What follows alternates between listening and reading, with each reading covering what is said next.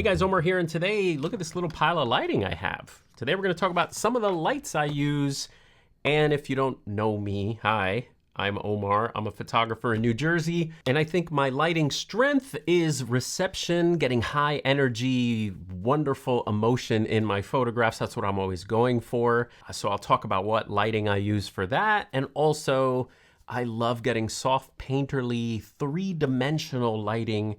I use some of this stuff for that. So let's talk about flashes. Now, by the way, a little disclaimer, I'm not selling you anything. All of this I purchased with my own money, except these two, which were sent to me to check out. And I'll talk about those separately. You too, you go over there. But this is my stuff. I own this. So I'm going to talk about what I've been using and how this new one sort of compares the good and bad, yada, yada. Okay, so first of all this lighting is in the Godox system. And the reason I use the Godox system is for its portability. Even starting this video, you could see how everything was kind of just stacked like this. I can have many lights in a backpack or a lighting bag, and they don't take up a lot of space. In comparison, here's a fantastic light from Westcott. This is the Westcott AD200. These are super awesome lights. But I don't love the form factor for shooting events because imagine carrying 3 of these. They're round. These are the 2 form factors that flashes come in, and I always pick the smaller one, again, for its portability, packability. This is probably my most used flash. This is the V863, and the reason it's most used is because it's usually on my camera either working or acting as a trigger. I own a Godox trigger, but when I'm shooting events, the speedlight can control other lights, so I don't use this unless I'm doing a temple session where I don't use a speedlight at all. That's when I go for a trigger, and I will be talking about the new. Let's take it out of its little container because I don't know which name. This is the EX, the Godox EX, which I'll talk about in a second. But look how small this little guy is. He's so tiny. We'll get to you. Now, when you're in the group mode on this flash, I really like the user interface. You actually see all the groups at the bottom, and you just tap each one to cycle through the different modes. So you can turn on and turn off flashes. Now, before this flash, I was using the 862 version, and you can do that as well. I would use the Canon versions because I wasn't using TTL or any kind of high-speed sync. So I could use the Canon version on Canon. I put it on the Sonys and it works, and even on Nikon. I use it as a dumb commander. It would fire, and it would also, fire other flashes in the room. So those are my speed lights, and if I'm shooting an event, I actually can shoot everything with these 3 speed lights. I could use this one as an on-camera flash to bounce, cocktail hour and get great photos of people. I could also shut this one off when it's on my camera and put one of these in an umbrella. And I could use the umbrella to get beautiful portraits of the kid before the party or just family formals. And then the third one, I can put it on a light stand. I can either put a grid on it and use it as a hair light. So you can do everything if you're getting started with just 3 speed lights. Or if you have 2 speed lights, that's cool too. You could put the trigger, the trigger on your camera and have a main light and a hair light. So I recommend start with 2 speed lights and a trigger and then add a 3rd speed light. Remember, I'm not selling you anything. I'm just showing you what I use for my events. I think most videos that we watch on YouTube now are, you gotta ask yourself, what are you selling me? Every time you click, what are you selling me now? Which I'll be doing in a second right here. The AD200s. I have an AD200 regular and an AD200 Pro. Now, the best thing about the AD200s are that I love the form factor. First, I already talked about that, but also that the heads come off. I usually carry an extra head in case one of these ever dies or breaks. You could see that I broke the front of this. It's just the little. But you can also put a bulb on top of it. So here you have just light that's kind of spreads a lot more if you want it to spread a lot more. And then this guy, again, for parties and events, I'd never bring the bulbs. because I don't want to crack a bulb in my bag. So for a while there, I was just using two AD200s and a speedlight. So the speedlight would sort of mix in and be friends with these two. The problem with that is this little guy was struggling and wouldn't fire every time. There were some times where if I needed a background light, this guy couldn't keep up with the big boys. Especially if you're trying to light up and then, you're trying to control the lighting. And that's one of the things, when you're a beginner, you walk into a room and a lot of times you see there's lighting and you use the lighting in the room, which I used to do a lot of. But now I've moved on to sort of killing the light in the environment and controlling it a lot more, which requires you turning off a lot of the lights in a location or making them as dim as possible, and then you creating your own light. Which is why when a vendor of Godox, not Godox, but a vendor asked me if I wanted to try that new AD200 Pro II, all fancy, then I knew I was set, because now, just like I used to have 3 speed lights, I use 3 AD200s to get a lot of the things done that I need get doneage. Okay, let's take a look at it. All right, here's what's included in your AD Pro... I can't say that. AD200 Pro II, AD200 Pro II. Here's what's included in your AD200 Pro II kit. You get a little carrying case. Inside, the first thing that I loved was you get this nice little softbox. Isn't that cute? You also get a brand new head. Here's the old one versus the new one. And the new one has the modeling light. And you also get the other head. You get 2 heads. You get the bulb one and you get this one, which has modeling light, little LEDs around it that you can turn on. So that's a neat feature.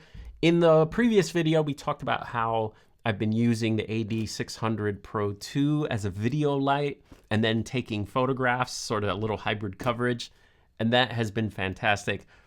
These guys work as well, except when you put them in a modifier and you turn on the modeling lamp, a lot of times a lot of the light gets lost. You also get a little light mount. This is neat if you want to keep your AD200 as small as possible instead of putting it in one of those really big S brackets. And you could use this bare like this, or there's a little umbrella hole here. And I actually appreciate that the umbrella hole mount has a tightener on there. A lot of times some of them have like instead a little tension thingy instead of this one that you can screw down. I would use this little mount to keep my kit as small as possible. Oh, you should probably put a little head on there. The battery, very much appreciated, is the same battery as the older versions. Isn't that a pain when a company comes out with a new model and then it's a whole new battery and you have a bunch of the old batteries around? They did not do that, which is just so great. And this is the new charger. The new charger is a lot smaller and it just takes a USB-C plug. Now, positives on the flash that I found that I love the user interface. The very bright powers on the back are just, for my failing eyes, it's just great. I don't need my glasses. I could tell what power it's at. So that is very welcome. The user interface is very easy. The menu is very nice to go through. I've also used it outdoors for some high-speed sync. It's done a really great job. Again, this kind of flash works best high-speed sync in shade and darker. I think if I was shooting with more sun, I would probably use an AD400, there's no AD4, yeah, a 400 or a 600. Now, although the modeling light is not as strong as what I was getting on the AD600, of course, I do appreciate it for grabbing focus. I do turn on the modeling light in very dark environments. If I'm gonna do a portrait, I'll turn the modeling light on and we can kind of see what the light is doing, how close we want it. And I say we, it's just me. But the modeling light is great for that, so that's very appreciated. The fan does come on if you're thinking about using this for video. Ready? You can also change the temperature. So you could have this be in sort of incandescent temperature there. This is 2800, and then you can have it be as white as it goes, which is 6000. I found that there's still a little bit of the orange light. You can't have full maybe 7000 Kelvin, but there is a little bit of the orange always showing. A couple of negatives, not too many, but the first, you know, some of the negatives are just me being stubborn after using the AD200s for so long. But the first one is how you power it on and power it off. Because in events, these have switches. So you kind of don't, without even looking, you kind of switch them on. You know, you kind of switch them on, and then when the night is over, you're switching them off like that fast and throwing them in your bag. But just like I've said it many times on this channel, one of my least favorite ways to turn things on is the press and hold.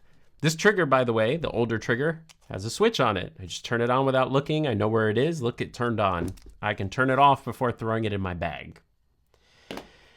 This flash turns on by not only holding it down, you have to wait 3 seconds. You then have to unlock it by spinning the wheel. Okay?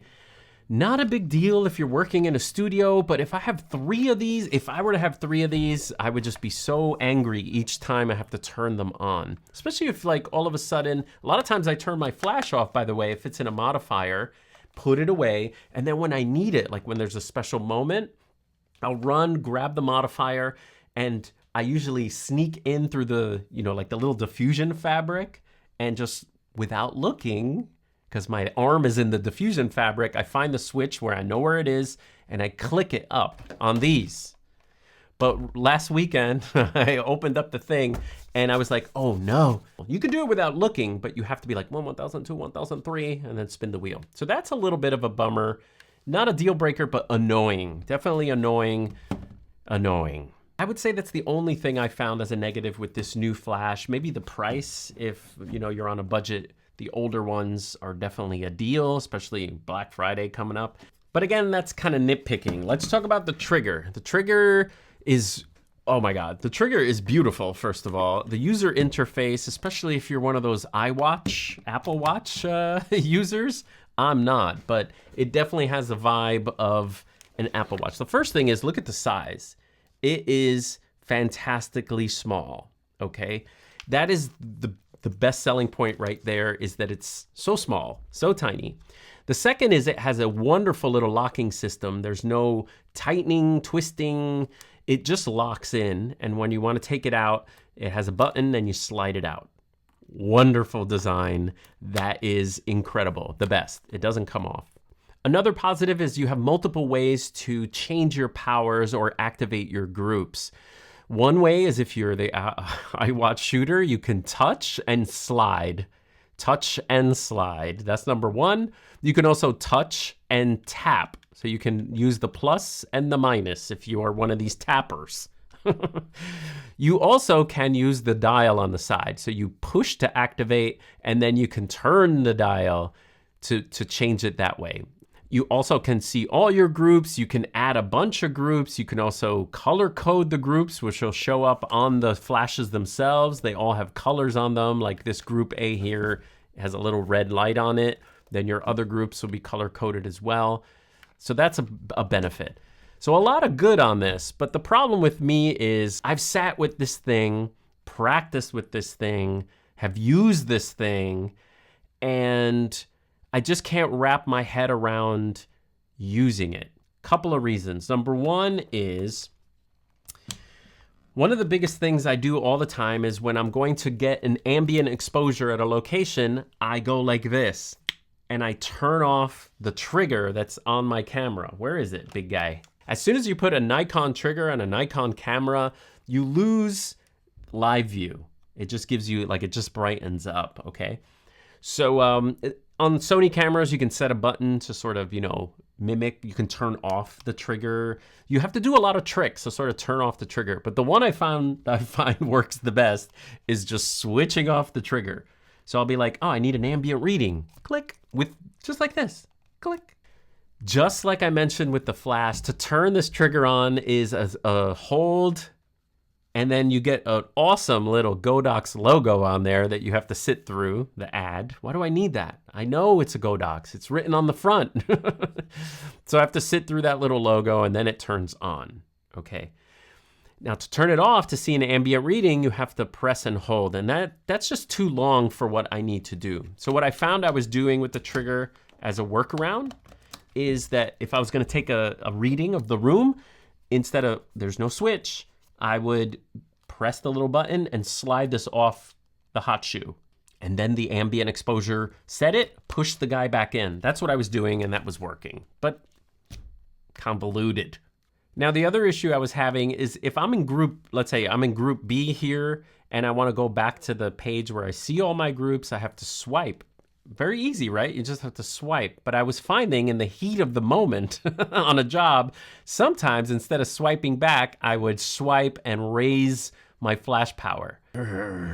Now, by the way, these are just little annoyances, but when they all add up, especially when you're used to using something older, everything I've read about people using this, they love it and they get along with it. And for me, it has not been smooth. And so I always revert back to what's the smoothest. Because here's how I shoot if I'm controlling lights with the trigger. I usually hold the camera with my right hand. And then with the left hand, as I'm talking to the person, I can just activate group A. And then with one thumb, I can raise the power or lower the power like a dimmer switch. Now with this flash, the controller's on the right side. So I found that I was doing the old reach around here. I was tapping with my hand around and I was twisting. I was kind of trying to twist like this or twist like this. I actually saw a photographer, I was doing a portrait shoot and he had it on his camera. And we both were talking about it and he said that he liked it. He actually uses his right hand to control. So it's so funny. It's like we all work differently. If you are doing everything calm in a studio, this thing's great. This will be on a tripod. You're setting all your powers. You're leaving all your powers there. It's all good to go. All right, let me know what you guys think and I'll see you guys next time. We have a lot of stuff today. Just stuff everywhere. Look at this. Little mountain.